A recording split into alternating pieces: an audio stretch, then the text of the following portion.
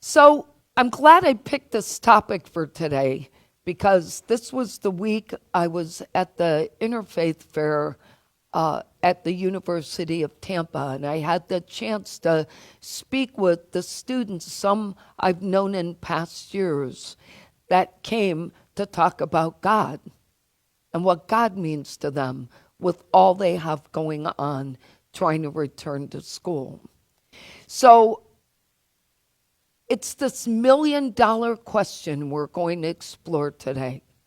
Who and what is God to me? And I'm going to walk us through a bunch of different thoughts, and I want you to just ponder, if you will, which of these actually fits or resonates to you. So most of us who would refer to ourselves as spiritual seekers probably didn't come to terms with a definition of God we could live with until we found unity. At least that was the case for me. I don't think I ever could get my head around what does God mean until I came here in 1998.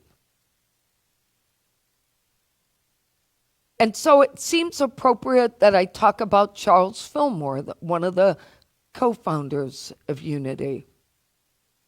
So Charles believed that the journey of finding and defining God was this individual process for us of awakening to the concept that there is this divine idea that lives within each of our souls.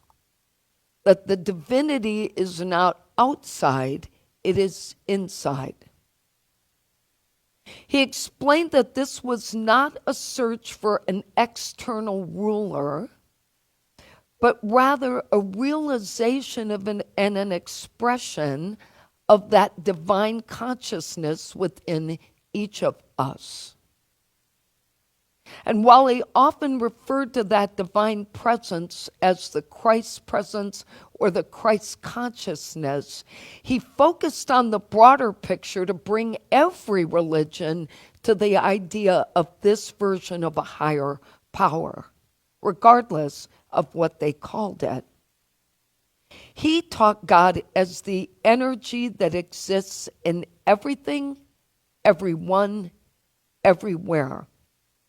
And that energy manifests through all of us as the unity of all life.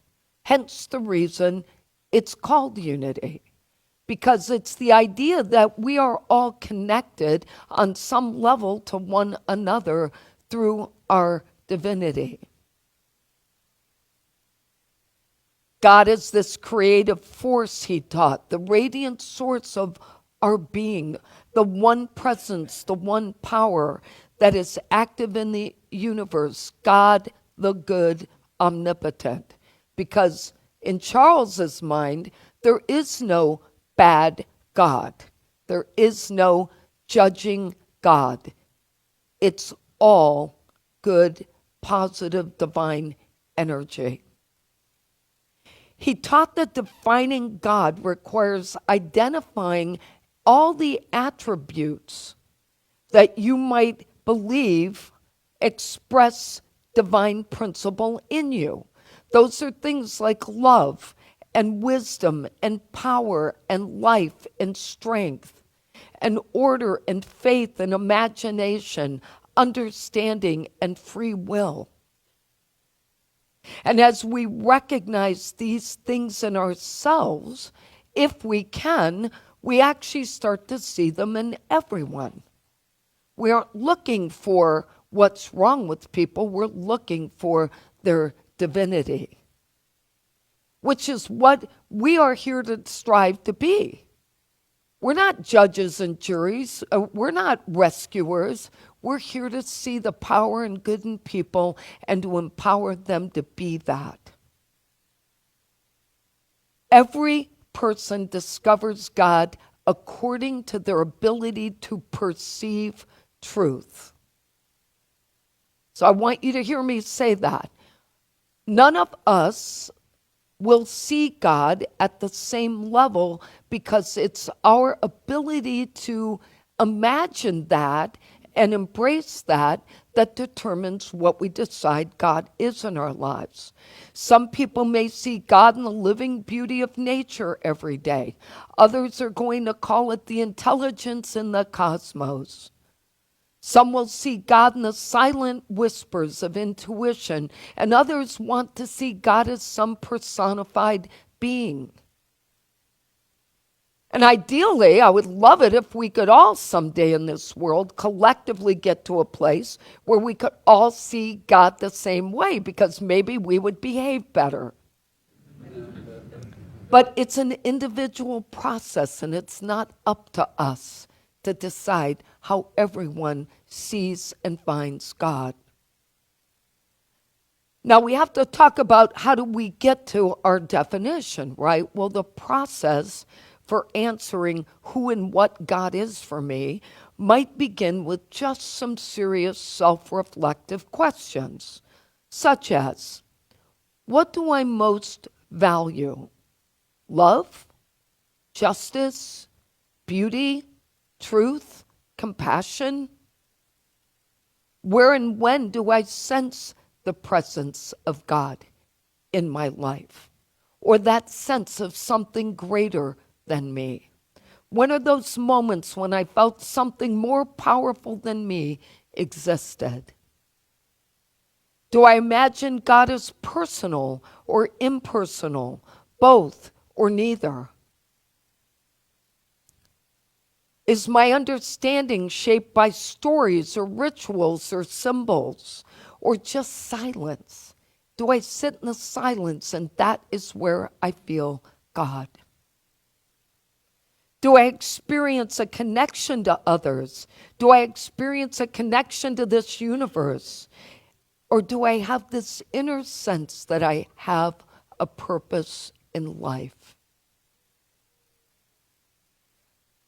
Trying to articulate our definition could take the form of poetry, or prose, or prayer, or meditation, or art, or just action. And the key thing for us to remember is that our definition of God is going to shift over our lifetime. Because as we evolve, so does our imagination for God. When we're in dark places, God is not really a big deal because we're wallowing in our stuff. But if God actually became that energy and we realize we are that, we would find our way out of our darkness because we would bring our light to the world. And in shining our light to the world, we're shining it back on us. We're capable of so much. But we don't see ourselves as empowered beings. I thought it was interesting, several of you, when you received your letters back from our Burning Bowl service, said you had done everything on your list. Okay, that's the God in you that lit you up 9 months ago to tell you what you wanted to be doing and where you wanted to take your life. And you've manifested that. And that's awesome. That's just an awesome thing. But defining God is deeply personal, and it's often influenced by our cultural practices, our old religious practices, our traditions. From the earliest days of human consciousness, the idea of divinity has been woven into the tapestry of all civilization. It's true. The ancient Egyptians had all these deities like Ra and Isis, each of them representing facets of nature and morality. The Abrahamic traditions like Judaism and Christianity and Islam have always envisioned a singular, omnipotent, omniscient, and benevolent creator. You try saying that. I asked myself, why did I write that? Hinduism speaks of Brahman, the ultimate reality, manifesting through countless gods and goddesses, each with their own unique attributes and stories. And our indigenous cultures across the globe have honored the spirits of land and the ancestors and the sky, seeing the sacred interconnection with our existence. All of these traditions don't necessarily offer names and images. They process God in terms of our relationship to the divine within us. This could be anything from silent contemplation to us experiencing joy. So therefore, defining God might begin with recognizing the diversity of the divine expressions, all of them that have unfolded over the history of our existence before us and all of our experiences today. But it's about us examining our understanding of God and how God and that understanding has shaped our sense of self and our engagement with the rest of the world on a daily basis. How has God shaped you? How has your belief of God shaped you? You know, Wednesday night, many of us were here, and thank you to all who came out for the opening ceremonies of World Day of Prayer. And that night, we heard that the practice of prayer may be how we experience God. It's not asking God for help, but rather listening and opening ourselves up for the transformation and healing that is needed in our lives. Maybe we're called to serve in some way, or maybe it's a matter of just quieting our egos and experiencing peace. Or maybe it's just learning to see God in every person we meet. But let's not forget that defining God is not just about affirming what God is. It's about wrestling with the doubts we have that God exists.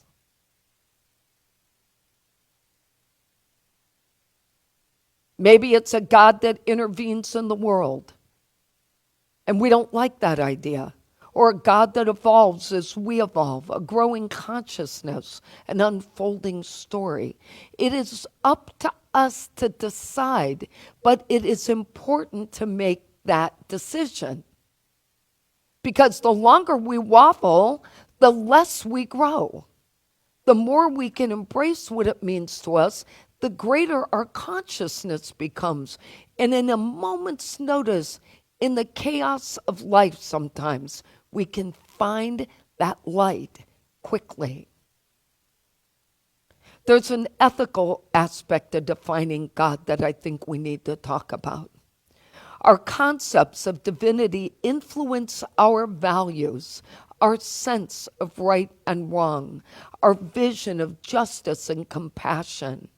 For example, if God is imagined as love, what does it mean to embody love in our daily life? If God represents justice, then how will we confront justice? And these ethical aspects, I feel, are just as important as the metaphysical aspects, because God is reflected every day in how we treat ourselves and others. So I want you to look back at yesterday, later on today, and ask yourself how you behaved yesterday and where was God in that.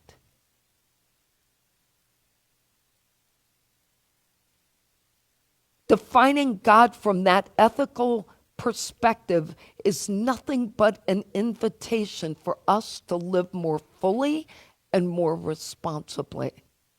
Now, as an ordained interfaith minister, an ordained unity minister, I have seen a lot of definitions of God in the last 13 years of actually being on that path. And I still believe Charles did the best job when he defined God as principle, unchanging, absolute, and ever available. Simple version. Principle, unchanging, absolute, ever available. And for me, that version of God cannot be impacted by my emotions. And it represents divine good at the heart of all creation.